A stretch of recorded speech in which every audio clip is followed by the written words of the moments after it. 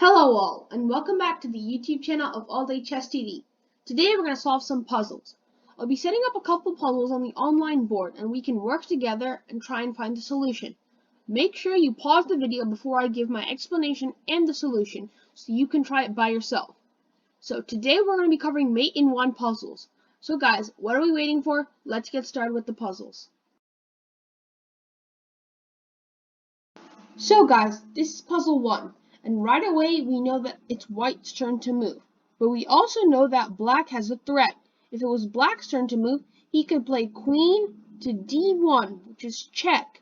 And after we move our bishop back, he can take our bishop, and that is checkmate. That is called a back rank checkmate. But as we also know that these are all mate in one puzzles. So based on that, let's try and find a mate in one. Well, if we take the queen, the rook can just take back, and we are down a rook still. And they also have the threat of rook d1 mate. And for that, we'll have to move one of our pieces or pawns, and they're just completely winning. Or, our next option is to move the bishop. But then he could simply play queen d1. Or, our last option is to look for capture. Let's see if we can capture something and do a checkmate at the same time. There's actually a move like that. Here's a good time to pause the video and figure it out for yourself. Please put your answers down in the comments below.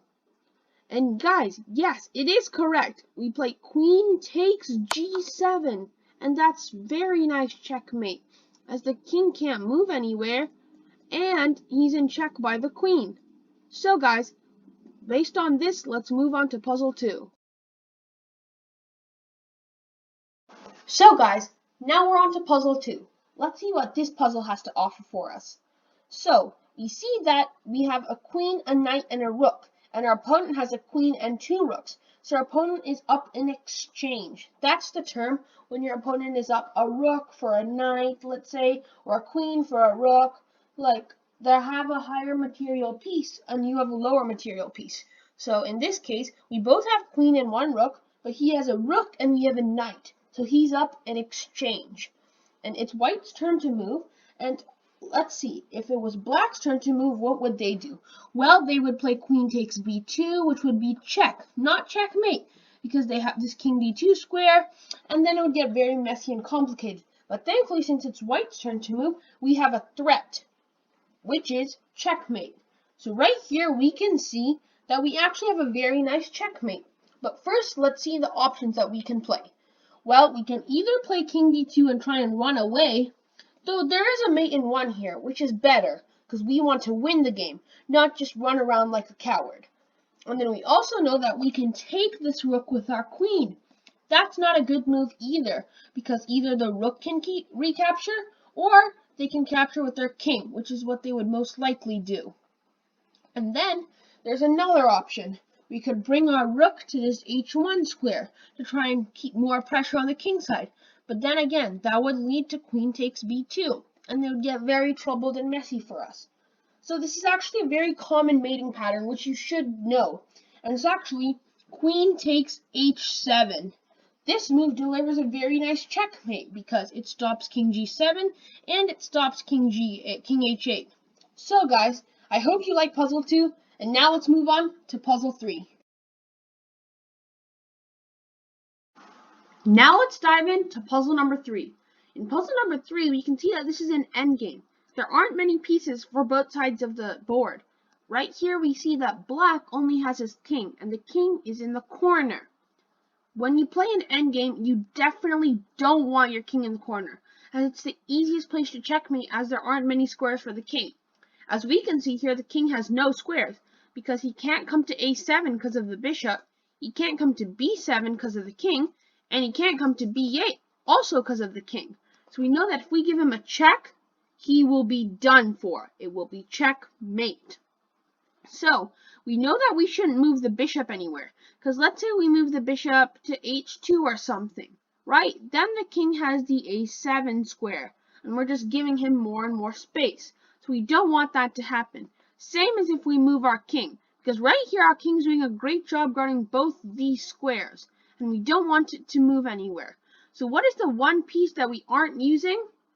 You got it. It's the knight. So now we just need to find a check. And wherever the check is, it'll be checkmate. So guys, let's try and find a check with the knight. If we have the knight here, and if it comes to d6, is this a check? No, this isn't a check. This is actually stalemate. Stalemate means the king can't go anywhere, yet it's not in check. As you can see here, the king can't come here because of the king. He can't come here because of the knight or the king. And he can't come here because of the bishop, right? So this is stalemate, and we don't want that to happen. So let's try and find another move. If we play knight to f6, we're just bringing the knight away from the king, and this is yet another stalemate. Same thing as if we play knight g7.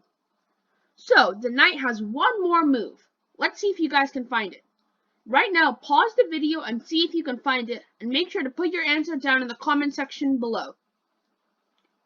You guys got it! It's knight to c7, which is a beautiful endgame checkmate. So now, let's move on to puzzle number 4. Now let's jump into another endgame puzzle. For this endgame puzzle, each side has a rook and 4 pawns. Though we also see that this black king is in the corner, and unfortunately, this rook stops the black king from coming to this square, this pawn stops the black king from coming to this square, and this very powerful f6 pawn stops the black king from coming to g7 square. So now we know that if we give a check, and make sure that this king doesn't go anywhere on this h-file, then it should be checkmate. So now we have to try and find a way to give him checkmate. So one of the important things to do in the endgame is to make sure your king is active. Though here, wherever we move our king, it doesn't give a check, or even a checkmate. And we also know if we push this pawn, it will give the king this square again. Though, the king shouldn't move here right away, because then you can take the rook and promote to a queen. And then after the king takes the queen, you'll have a rook, and this rook should easily be able to help you win the game. So, then what piece isn't doing too much right now? You guessed it, it's the rook. So guys, now make sure to pause the video once again and try and figure out the solution. So, there are 2 checks which are possible. Either a check on b7 or a check on h3. So now we have to see which one is checkmate. Well, if we play our rook to b7, then the king can come to h6, and it is not checkmate. Though, if we bring our rook to h3, this is checkmate, as the king can't go to g7 because of the pawn, can't come to g8 because the rook is there, can't come to g6 because of this pawn, and the rook gives a check and takes over these 3 squares. So guys, that was our endgame puzzle. Now let's move on to the last puzzle of the day. Puzzle number 5. Welcome to puzzle number 5. Here we are. Here we can see that we have the bishop pair, the 2 bishops, and he has a knight and a rook.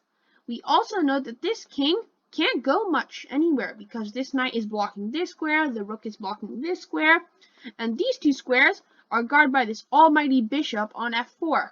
So now we need to try and find a check, which will also guard the king from coming to this b7 square, and make sure it's a check, so that'll be check and a mate. That'll be checkmate, right? So for that, we need either a queen or a bishop. Those are the only 2 pieces which can guard and attack and check and mate on the diagonal, right? And I'll give you guys a hint. We need to use this diagonal right here because it'll stop the king from coming to b7, and it's a check. So now we just need to see how we can get to that diagonal. So go ahead and pause the video and figure it out for yourselves. Yup, you guys are right. It's bishop a6. This is so beautiful actually, because look, it stops the king from coming to b7, the king is in check, and this bishop is guarding all of these squares. So basically, it's like a double diagonal guard. It's so cool to see. And the king can't go here because of the rook, he can't come here because of the knight. So guys, I hope you enjoyed the 5 puzzles for today, and hope to see you next time. Make sure to subscribe and hit the like button if you enjoy these types of content. Hope to see you soon. Bye!